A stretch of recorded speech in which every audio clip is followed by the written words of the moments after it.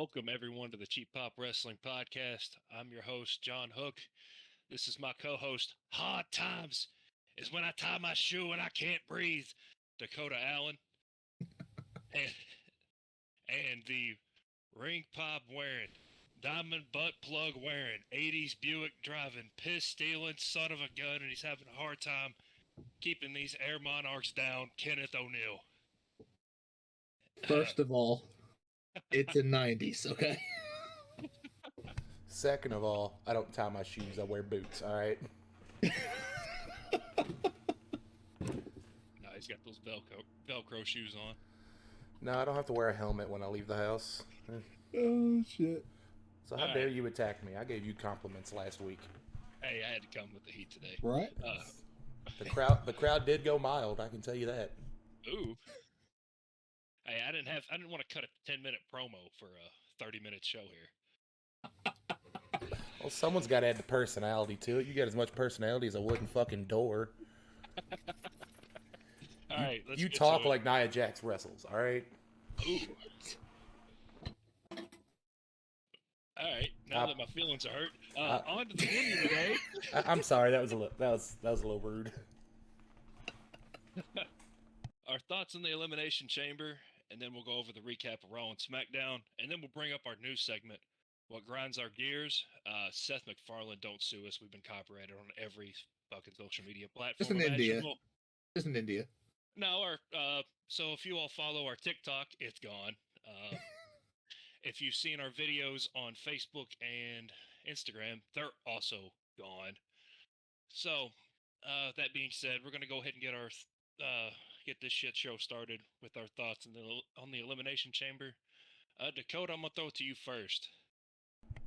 I don't quite remember a good majority of it, honestly. Did a few too many little wraparounds there in the beginning. Wraparound. Women's Elimination Chamber was the obvious choice. The Brock-Bobby match was absolute bullshit. That was the worst ending I've ever seen for a match between them two. And that's saying something. The Men's Chamber was great. Montez Ford is going to be a fucking star. And thank God they let Johnny Gargano do some good shit. And then with the Sammy Roman match, it was just great storytelling overall.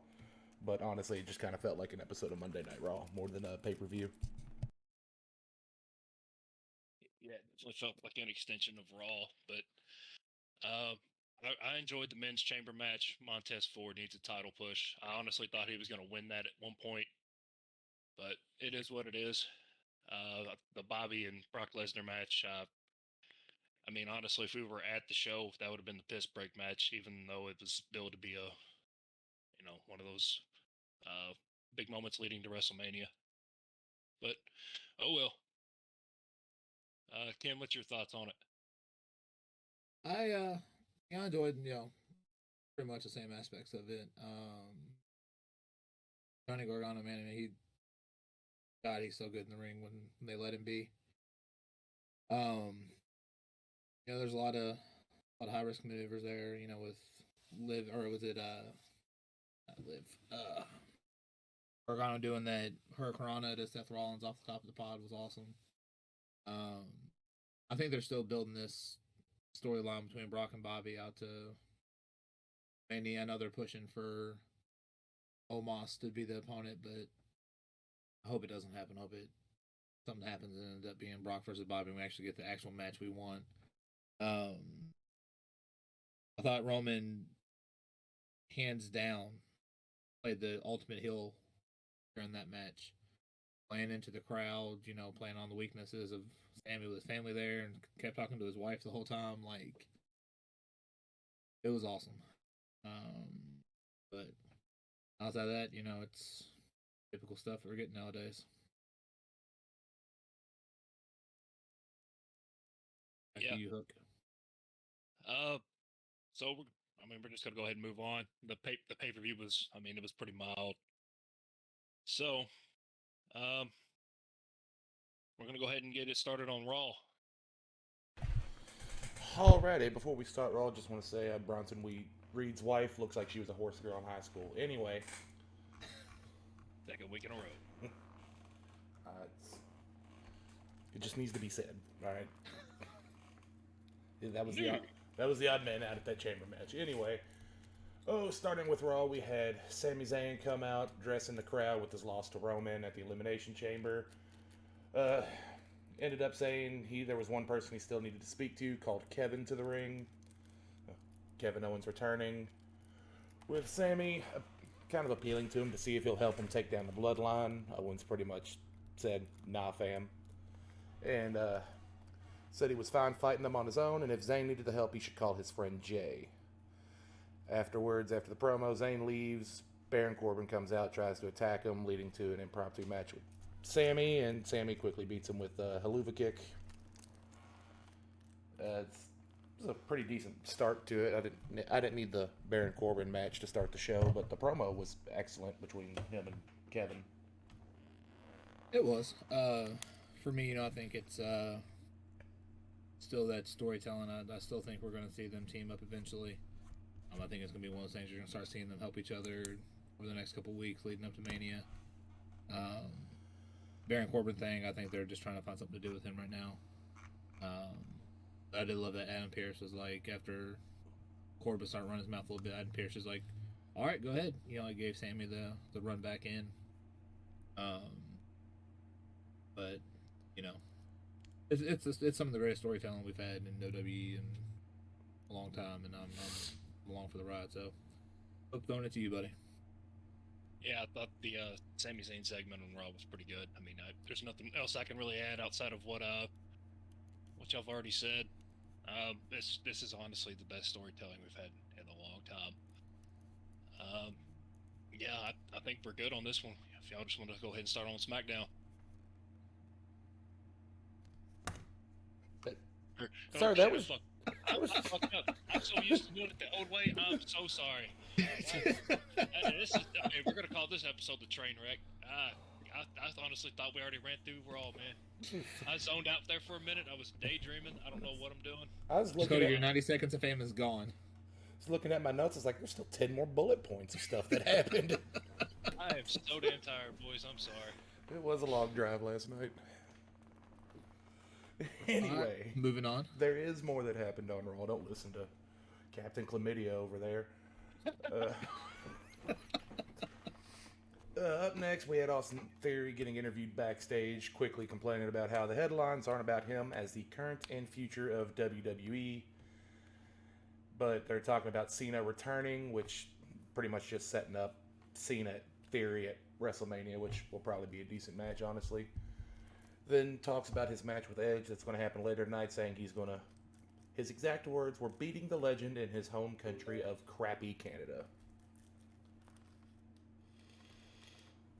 I mean, Canada is crappy. Well, that's not nice. It's better than Evansville. That's fine. That's fair. Not a lot to talk about on that one, but up next we have Mustafa Ali defeating Dolph Ziggler with a crucifix pinfall, with Ali countering a famouser from Ziggler with a handstand to set up that kind of final combo. Overall, pretty decent match. Two good movers in the ring. They, Dolph can work with anybody. Dolph's amazing. I think they're just trying to set up Mustafa Ali for a push. Yeah, I didn't really watch this match. Didn't think it had much of a story to it, so that was a bathroom break one for me. That kind of washed it out of the corner of my eye scrolling through TikTok, but Dolph Ziggler's the best seller since Shawn Michaels and may honestly be better than him at it. Fight me. Yeah, he is better at it. We had to square up on these guys. But we can talk about that after the podcast goes off. Just remember, I like my beer like I like my violence, kid. Domestic. Dear God. John's already messed it up. We're just going to send it further off the rails. Up next, Cody Rhodes. Cody Rhodes came out to the ring, didn't barely get a word in edgewise before Paul Heyman interrupts him. More of the whole talking about his family and everything else. Paul Heyman doing Paul Heyman things. Back to the whole finish the story thing. It was weird they didn't let Cody talk, but apparently they were just real concerned with Sami Zayn chants and the crowd turning on him. Well, then I think they're on time constraints too. I think I saw something where they're talking about they had to cut it pretty short because Cody came on, I think, Twitter and apologized, but I think they had to cut it due to timing. But I will give Heyman credit though. I mean, he is definitely making it personal between Cody and everybody. You know, saying that Roman, you know, is a happily married man, and stepped forward and said, "I'm not." Oh shit! Okay, I like it. So, I mean, if you now, see that Cody hairline, I wouldn't marry him either. But I enjoy both of them on the mic. I think it's always a good time when they're both, together. So I'm about it. Going to you, Hook. I mean, you keep covering everything I want to say. So Shit. All right, cool. Shut the fuck up. Next up is we have MVP and Omos issuing a challenge for Brock Lesnar at Mania.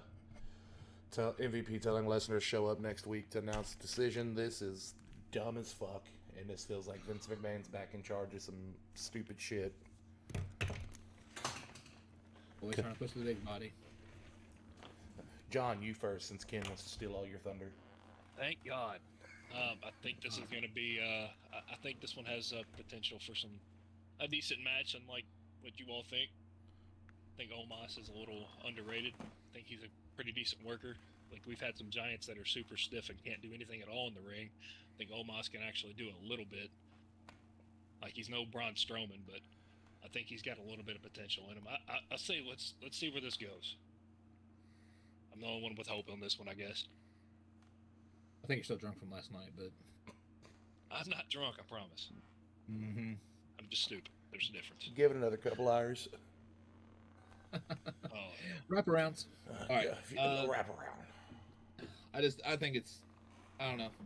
I've not really been impressed with him, but maybe it could be a good match between him and Brock. I don't know. I'll be positive. I'll hold my opinion until after the match. All right, up next, we have Seth Rollins defeating The Miz via referee stoppage. I didn't get to watch this because John's car wanted to have some issues, so I'm going to read what CBS Sports wrote down for their recap. Rollins hit Miz with several stomps, forcing the referee to intervene and stop the match. Rollins was attempting to deliver a message to Logan Paul for interfering in the Elimination Chamber and did so by punishing Paul's former mentor and teammate. I don't know if it was a good match. Didn't see it. Fighting with a piece of shit Toyota. It was all right. I mean, Miz had bragged earlier in the show about, him being the one that put Logan Paul in the position to take Seth Rollins out. That's why I went a little bit troublesome between them. I think he delivered like 3 or 4 stomps, and the crowd kept yelling for another one, and then they finally just called it for him being unconscious. But it was a good match. I mean, they're both good in the ring. So, Hook. Yeah, I didn't go back and watch this one either, like I did a lot of the other matches. But yeah, my car was having a moment. We're going for like once a month something stupid happens with that damn thing. Side note, since you want to try to shoot on the 90 Buick, mine didn't break down. But anyways, I digress. We'll keep going.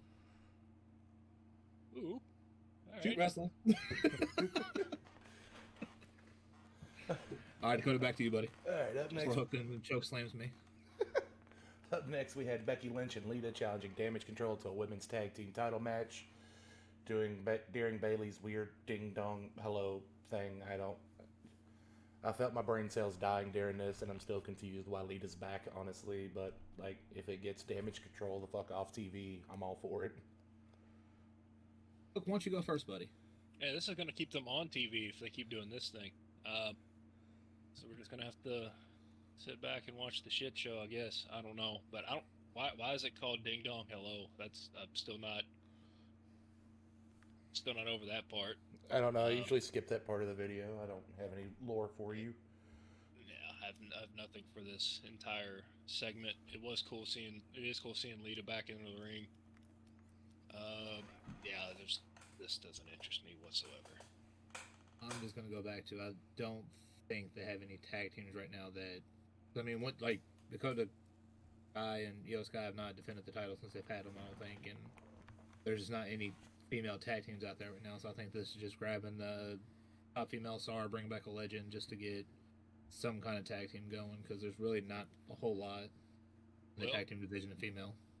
they got Aaliyah and Raquel, and they were a pretty good tag team, but they won't use them.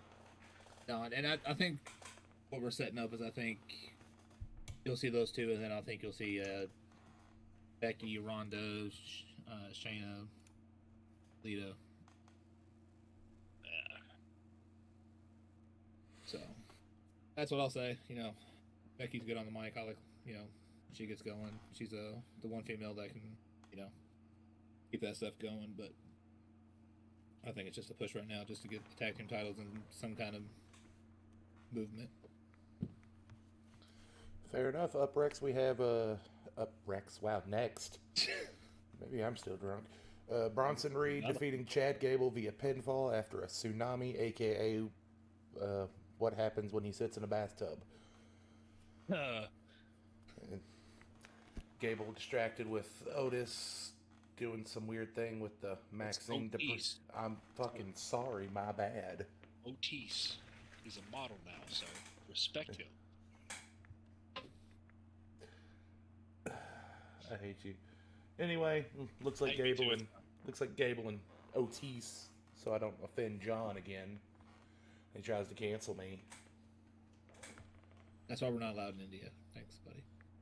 Well, I think there's other reasons we're not allowed in India, but probably all the tech support jokes I pulled out of my ass. Probably. They're just trying to reach you about your car's extended warranty. Warranty, yeah, or to get you to buy the Apple cards. Damn, that was too real.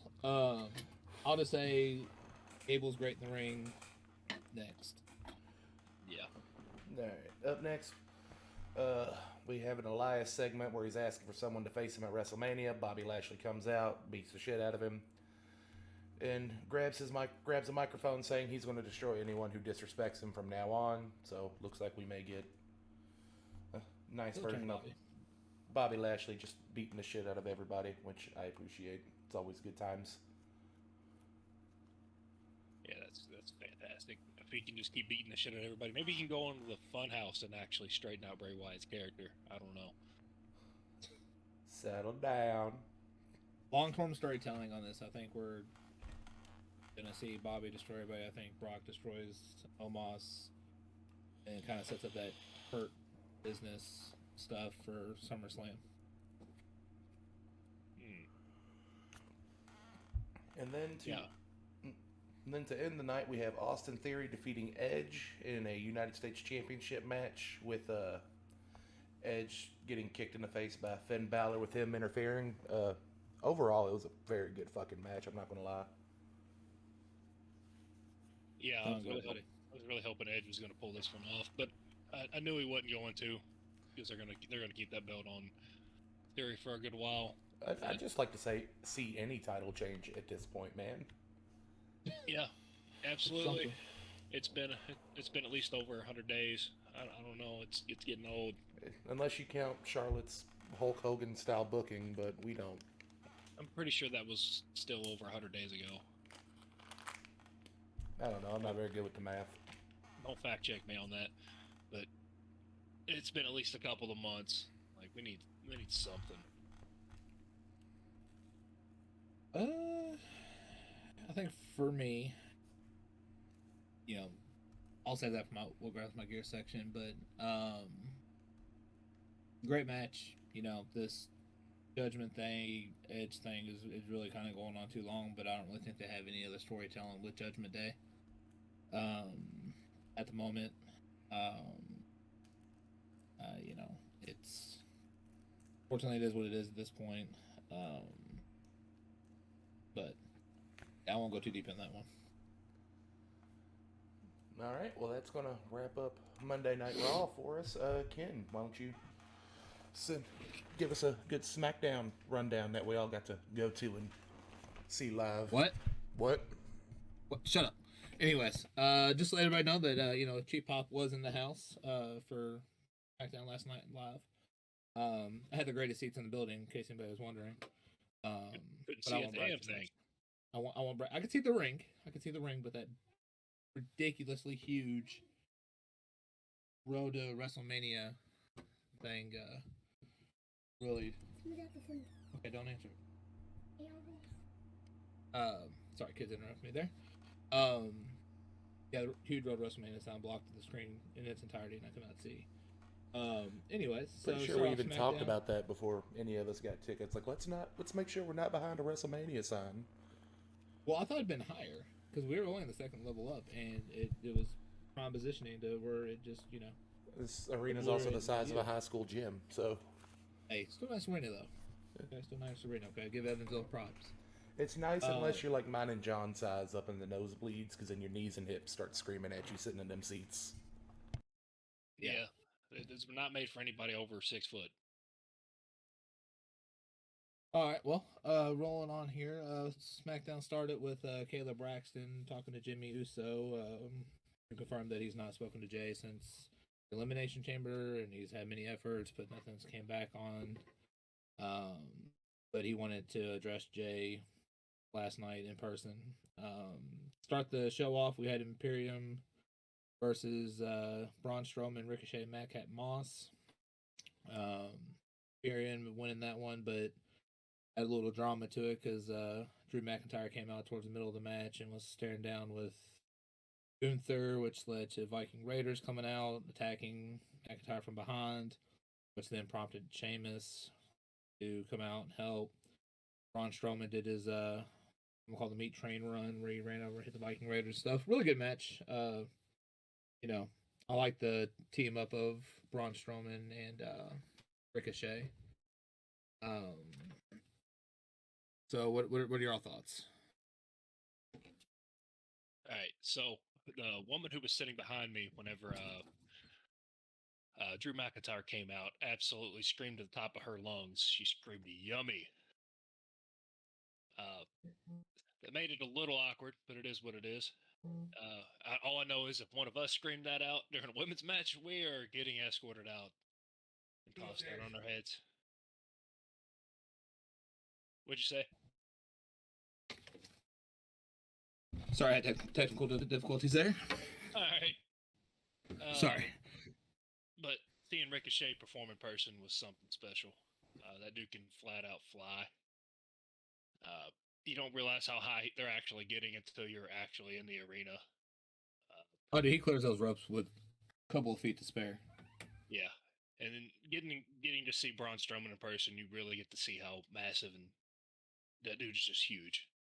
It's ridiculous. Like him doing that run, I was like, okay, this is a little more believable in person. As on TV, they make him look like he's super slow. That's 100% accurate there. So, Joe, did you give thoughts already? No, not yet, but go ahead, buddy. It was a great tag team match overall to start. It was great being able to see Gunther and Imperium in person, and just watching Ricochet do all that in person it's something you have to just witness. Like, watching it on TV does not do it justice at all. And I'll say, add on to this, and then we can get to the next segment here. Those chops from Gunther are no joke. They're loud as hell. They really echo throughout the building. Insane. So, if you've not been to a live event and seen those chops in person, it's chaotic. So, but we're still getting this Viking Raiders Sheamus thing, and it's cool, it's great. But on to the next segment here. We had Rey Mysterio talking with one of the reporters in the back. Santos Escobar came up and started talking to him. Rey Mysterio vowed to put it into Karen Cross. Dominic came in and kind of hijacked the interview, which then led to Jimmy Uso talking to Solo Sikoa, saying things feel different in the bloodline. Paul Heyman shows up and says Solo should hang back tonight while Jimmy addresses Jay. Anybody got any opinions on those two interviews? Nope, I'm all right on that one. All right. So then Dakota, you didn't have anything, right? No, not really. I was sending something dumb in one of our planning group chats. Okay. So after that, we had LA Knight coming out, wanting to talk to us. Yeah. Talking about his WrestleMania being in LA, and you can't have WrestleMania in LA without LA Knight. New Day came out. Kofi Kingston and him had a few words back and forth, saying that he needed to earn his shot. Was set up a match between those two. I thought it was a really great match between the two. You know, LA Knight's really good in the ring. Kofi's been a legend in the ring. And it was overall a great match, you know, with Xavier Woods on the outside blowing that trumpet, you know, get everyone doing the New Day Rocks chant stuff. It was, I liked it. I thought it was a great match. So, Hook. No, hold on. I'm interrupting. First of all, it's a trombone, you uncultured fuck. Learn your brass instruments. Why you gotta be so mean? Oh, Dakota off the top rope. No, but overall, it was a good match. There was a lot of slow spots in it, and it went on a lot longer than I honestly thought it would for where it was at in the show, but I enjoyed it. All right, after that nuke he just dropped on Kid. Yeah, that match went on a little too long for my liking, but it is what it is. Just because John's a professional hater, you can never please this man. Apparently nobody can please you either, ass. Jesus. Yeah, for real. God. All right. Sorry for mistaking a musical instrument. I'm not musically inclined like you, sir. Okay, so You know what happens when you mislabel an instrument? Do you know what happens? What? Shut up. Anyways. You just made the list. God, that was such a great segment by Jericho. But moving on, we had the stare off. I don't even really want to talk about this. Oh, the stare off between Charlotte Flair and Rhea Ripley. Because honestly, the worst part about this is Dominic was the one that carried that whole freaking segment. But I'm not going to go too deep into that. You guys got anything on it? Yeah, Twitter was blowing up over this. I think Andrade voiced his opinion on it on Twitter. And then, what's his name? Rhea Ripley's real boyfriend, Buddy Matthews, said, I'm the real Poppy, or something like that on Twitter. I thought that was pretty funny. Yeah, it was pretty funny. The whole thing was weirdly sexual, and I wanted an adult, and the lady behind us did not make it any better at all. No, that's the same woman that yelled "yummy." She was just horny the whole night. It was really weird. After being horny on Maine at a family gathering, like she had her kids with her. Like, calm down, settle down. She may have been talking about the pretzel she was eating. We don't know. No, she screamed "yummy" and I'm staring. She said, "I'm staring at Drew. Y'all can't make me stop." And I'm just there, like, trying to look for an adult. Gotta love it. All right, so since we don't have too much going on about that, we'll go to the next segment here. We had Talia come out with Tegan Knox, which led to Rousey's music blaring with Shayna Baszler. Baszler and Natalya got into a fight. Didn't last very long. I don't know. Again, you know, y'all got an opinion. I'm not gonna go too deep on this one. Yeah, Dakota used that as a piss break, and I probably should have too. as soon as Ronda's music hit, I was down the stairs before she even hit the entrance ramp. You're not making me sit through that live. Yeah. So what happened was, me and Dakota were looking at the time. We're like, okay, we only got an hour left. And then he was like, well, I gotta get up. And I was like, no, just hang out for a second. Music hit. He threw his arms up and said, I'm done. And then just took off. Yeah, like I said, I mean, you know, they're kind of underutilizing Natalya too, man. She's been a staple for a long time, and you know, she's part of that Hart family, and I don't know. I won't go too deep into it because it's gonna piss me off. So, the next we had John Hook's favorite segment of SmackDown, the Firefly Funhouse return. I'm a fan of it. I like it. You know, it's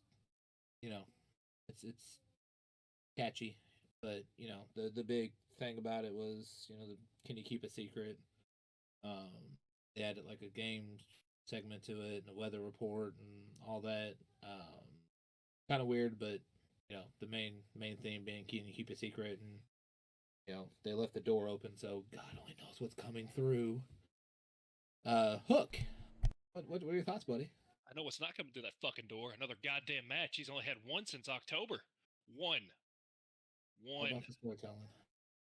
Oh, fuck the storytelling at this point. We've been telling a story for how many months now? This is dog shit. It's because you don't know the lore. You haven't watched My Name is Earl Season 2. All right, you need to watch it to understand the backstory. You know, What they said, manifest, it all connects. Oh, yeah. Yeah.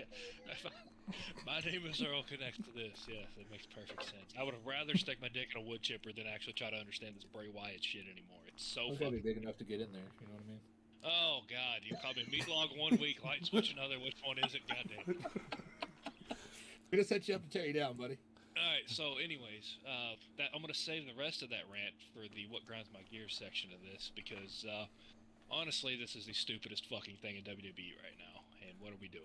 You've ruined 2 careers doing this shit. All right, Dakota, what's your thoughts on this before I go too far? Well, anything Bray Wyatt just tickles a fun part of my brain. It may be a little bit of the tism, but it's fine. Yeah, it's autism, bro. But with what may be coming through the door, a lot of people have pointed out that the weird announcer voice during the Firefly Funhouse segment is very similar to Eric Young's, who was a big Triple H guy in NXT, and that his contract has recently expired at the end of 2022 from Impact. So maybe he comes back and joins this Wyatt 6 thing. Oh, we might actually start getting some reveals on that. Okay, I like it. Yeah, it only took since October. Save it, Hook. Save it. All right, so moving on. Next segment, we had Heyman telling Jimmy Uso that he needed to handle things with Jay. That if he didn't, Roman Reigns will handle it next week. Anybody got any thoughts on that? Pretty quick segment, nothing too big. No, I'm good on that one. Pass. Sounds good. All right. So then we went on to the what was supposed to be the main event wrestling match, which was Karrion Kross defeating Rey Mysterio via some interruptions and stuff like that from Dominique. And I will say, it's going to be part of my Grounds My Gear section, so I won't go too deep. Seeing that entrance of Karrion Kross in person is just phenomenal. I love it. Probably one of the best entrances I've seen in WWE. Now, with that being said, you know, it was a decent match. I mean, they both work really well in the ring. Dominique caught Ray right before he hit the 619, which then led to Karrion Kross putting was it the cross jacket or yeah. The coquina clutch. Yeah, and then they had a little stare off between Dominique and Ray, and Dominique kept pushing him, and the crowd was chanting for Ray to hit Dominique, but he didn't. He got real close a couple times, and then he just got out of the ring and walked away. Thoughts? I like how you're calling him Dominique, not Dominic. I don't give a shit anymore, dude. It's because he's a little bitch. It's okay. That's what I was going for. On bitch dog. Yeah. Anyways, go ahead. Take us on. Thoughts?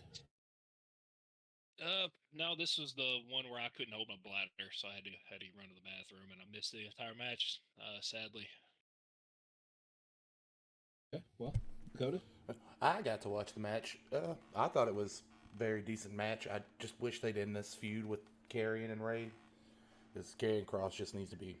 They need to fix this booking. This is twice now. They're kind of floundering him on the main roster. Where everywhere else he's been, he's been fantastic. This is going to be in my Grounds My Gear section, so... But seeing Scarlett live was just great. Ooh! Got to see that part, but that's about all I saw. I had to really pee. And then the little build-up they're doing for Dominic versus... God damn it, Ken, you're fucking me up now. Dominic. Sorry. No, we can run with Dominique. That's great. That's good stuff. With Eddie Guerrero Jr. and Rey Mysterio for WrestleMania. So we'll finally maybe get that and all this Judgment Day shit wrapped up so we can start pushing people how they need to be. But overall, it was a decent match. Just wish I got to see a 619 in person. Yeah. It's ridiculous how short Ray is in person. Oh, dude, watching him just get picked up like with ease and thrown around shit is crazy.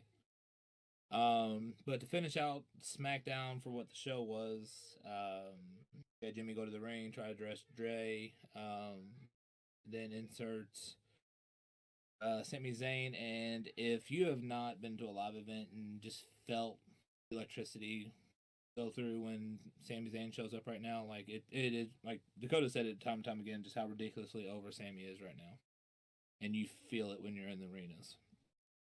But they end up having a little back and forth with Sami trying to bench Jimmy saying that like he was one that did this and betrayed him and all that. Jay ended up coming into the arena up top again like he did last week. Walked down to the ring, didn't really do a whole lot. Solo came out, so Sami fled the ring, and then those two just kind of ended that match that way. And just kind of a quick reference: the after show match was Solo and Jimmy versus was it APA? No, what is it? Damn it. Anyways, Luke Gallows and the other guy. Gallows and Anderson. Yeah, Gallows and Anderson. I stayed for that match. It was all right, but it wasn't on air. So, thoughts on the promo, guys? Dakota, you can go first. Yeah, I thought it was very good, entertaining overall, and Ken's right. Just hearing how ridiculously over Sami is in person is something to experience. And Jay as well. When Jay made his way through the crowd, they were all for him too. Oh, dude, it's ridiculous. Yeah, seeing Jay come out was kind of cool. I'm hoping that I was really hoping we got to see a turn in person. That would have been absolutely electric to feel the crowd react to that. But we didn't get to fully see Jay turn on the bloodline, but it is what it is. Well, hopefully we'll get to see that in the coming weeks. I think it's going to happen at WrestleMania. I think Jay's going to be the one that cost Roman the titles. You think they're going to drag it out for another 3 or 4 weeks? Oh, God, yeah. Alrighty. I think so. I mean, they've told the story for 9 months. What's 2 more? You know what I mean? That's fair. So I think Jay's going to be the one that cost Roman the titles, and I think that's when you're going to see like the 6-way match versus Jay, Kevin, and Sami versus Solo, Jimmy, and Roman. Yep. So, Cody, any thoughts on that? No, you kind of nailed that one. You got something right, go buddy. I'm so proud. No, like I said, broken clocks right twice a day, right? That's what they say. Couldn't even get that out of your mouth. Shut up. All right, so that's pretty much into SmackDown. I think we're gonna go to our next segments here. What grinds my gears? I know John's been chomping at the bit for this one, so I'm gonna let old Captain Hook go first there. All right, so we're gonna start doing this every week. We're gonna scrap the topic of discussion for just this week. I think we'll bring it back eventually, but today we're gonna start the what grinds my gears. Firstly, we're gonna go ahead and kick it off with what I was starting to get at earlier. Bray Wyatt in the Firefly Funhouse bullshit. This man has been back since October 9th. October 9th. It's almost March, and this man's only had one match. I'm all for long-term storytelling, but at least put on a banger for the one match you did. It was an absolute shit show. The dude that they've been hyping up or trying to bring light to the entire time he was doing all these promos, Uncle fucking Howdy, looked like shit in his one off, missed his target by 3.5 feet. I'm still not over that. I'm going to bring it up every chance I can. How do you miss that fucking bad? Every segment they show, or the last 2 Firefly Funhouse things they've referenced is just Bray playing with fucking toys. Didn't understand the point in that. Maybe I'm not meant to understand the point in that. Then they showed like a little cut of Bobby talking. I guess he's going to challenge Bobby. Hopefully you get fucking squashed, Bray. You're dog shit. And then they cut to Uncle Howdy with the weather. He didn't even point at Indiana. He pointed at Nashville. What's the point of pointing at or Nashville or Tennessee? He pointed down there somewhere. Did anybody know the point in that one? I do not. No. All right. Well, then he went on to talking about, can you keep a secret? Yeah, there's no secret, Bray. You haven't fucking wrestled a match. You wrestled one match since October. Like, we keep getting these spooky fucking promos that they're dead. Like, what are we doing? Wait, you said he pointed to Nashville on the weather thing, right? He pointed towards Tennessee. I'm just assuming Nashville because that's the only place outside of. Yeah, I think that's the only place they go in Tennessee and Memphis. Eric Young's built from Nashville. Oh, well, that's cool. Maybe he'll have a match. We'll get to see him perform. Look at that. I'm fucking putting the strings together. I will find Pepe Silva. That's why I try to tell them, though, that's that, my name is Earl stuff, Yeah. You gotta watch your My Name is Earl, do some meth, take an enema. Yeah. You gotta do a bunch of stuff just to understand the stupid fucking story of Bray Wyatt. Hopefully when he has another match, he doesn't ruin someone else's momentum or push or whatever the hell. I think LA Knight carried that feud, made it fun, made it watchable. But if it wasn't LA Knight in that, this character would be honestly, I think this character would be dead. But all I can keep saying is October, whatever. Fuck it. Ken, do you want to take this next part of what grinds your gears? Dakota, do you want to go? You know what really grinds my gears? The price of eggs right now. All right, it's fucking ridiculous. If you want wrestling, what grinds my gears? Why the fuck is Mercedes Moné a goddamn thing again? Like, Jesus fucking Christ, goddamn. Go off. No, because I haven't watched the New Japan thing yet. I'll upload something on that later. I just know the results, and that bitch is trash. I would rather watch Nia Jax, Ronda Rousey, and Damage Control try to talk for a fucking hour. Yeah, the match was really fucking sloppy. Wouldn't recommend watching it if you have a half a brain. I've got like a quarter of a brain left from years of dumb shit. Better than nothing, I guess, right? I'm reaching for straws here, but Ken, you want to go ahead and take over? So my thing that pisses me off, man, is we're burying some of the best talent. We're not putting them in the best position to tell a good story. I know everything's really focused on the Sammy bloodline thing right now, but I mean, we got to start setting up the stories for the next, and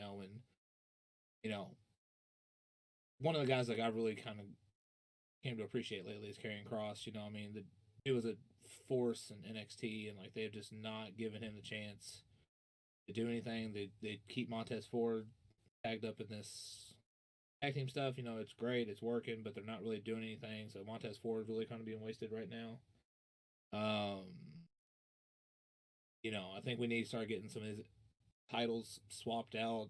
It feels like we're in the area of the dominant champion. You got Roman Reigns at 900 days. You've got the Usos at 500 plus days. You've got Gunther at almost 300 days. Like we talked about earlier, like the women's tag team titles aren't even really being utilized. Like Austin Theory's been the U.S. champ for a while. We had like a quick change, but right back. Like we start getting these titles moved around. We start building some close bloodline storylines. And Yep, I think Bianca Belair's had hers since WrestleMania too. Yeah, the women's WrestleMania. She had hers forever, and then Rousey had it for a while. And then we had that Hogan that's the spot only one that's been. Yeah, that's the only one that's been changed, but it was just on the fly Hogan shit. Yeah, what I mean. Like like I said, man, I'm all about good storytelling. Like that's what makes wrestling really wrestling is the storytelling. And matches are just good plus to it. But God, man, like these titles, man, like that's just. I remember back when it was like the Attitude Era stuff, man. Like you'd have title swaps on Raw and SmackDown. Like I get setting them all up for the pay-per-views, but Jesus Christ, man, like we've got to start getting some movement, man. I don't like it. That concludes my grind my gears. I think we just need to start pushing Karrion Kross and guys like Karrion Kross, Montez Ford, and these guys, and Yeah, those guys need a push. bad. hard. It just like Johnny Gargano. I'm saying, like, we got all these great talents that are just sitting mid card stuff, not doing anything. Some of them are wrestling once every 2 weeks. Like it's just Some once every 6 months. right. And it's just somebody's like Scarlett, dude. I mean, she's phenomenal in the ring, but she's just not being booked in any matches. You know what I mean? Like it just. Oh, she's phenomenal, all right. I don't know about in the ring. I didn't really pay that much attention to that kind of work. You know what I'm saying? Settle down. Settle down. But yeah, that's just what grinds my gears. I like the bloodline storyline, but we've got to start getting some other stuff moving. We need a working champion on Raw and SmackDown, not one who cuts promos. And I'm sure. What's that? Talking about Roman here, obviously. Because he only wrestles in the pay-per-views. Yeah. But that's just my thing, man. It's just like, God. Yeah. If they could just split those titles, that would be amazing. I don't know how they're going to do it. You know what I mean? But I'm fine with Sammy being the Universal and Cody being the World Heavyweight, because he's supposed to be bringing back a Wing Eagle title if he wins, which I'm all about, because like we both, or all three of us, love the Wing Eagle and the Big Eagle. But there's no main title on Raw, and it just shit's really starting to get old. Oh yeah.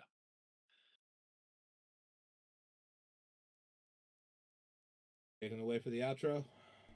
Yeah. So, if y'all haven't followed us already on TikTok and Instagram, or not TikTok, Jesus Christ, our TikTok got banned. Ken, you want to tell the audience our new TikTok name? John Hook, I would absolutely love to. And our new TikTok account is Pop This Potty for the Cheap, sir. Pop This Potty for the Cheap. Make sure you mark that down. Pop This Potty for the Cheap. And make sure you follow us on Twitter at Cheap Pop Podcast and on Instagram, Cheap Pop Wrestling Podcast. Also, make sure to follow TNJ Sports Podcast on Facebook. Soon, I'm not sure how soon, but there will be a crossover episode between the two. So the ones and ones of fans, get your popcorn ready. That's going to be fun. So, we're going to go ahead and close out. Is there anything else you all want to add before we get off here?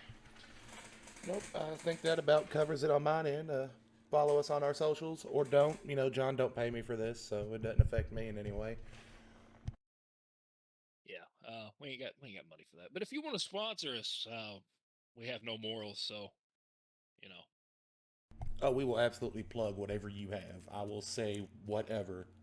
Yeah, Ken does the butt plugs, and yeah. So if you need one of them, if you sell those, that's your guy. Make sure to subscribe to John's OnlyFans too for $5.99 a month. He does feet pics. His OnlyFans name is @SasquatchFeet.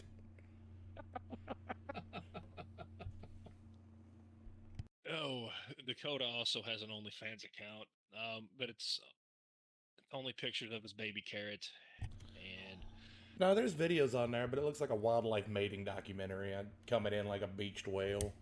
It kind of looks like a hobo trying to keep warm.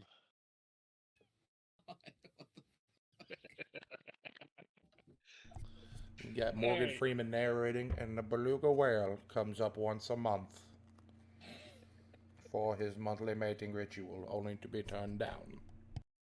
The Sam Squatch bends down to stroke the baby carrot vigorously like a hobo trying to keep warm.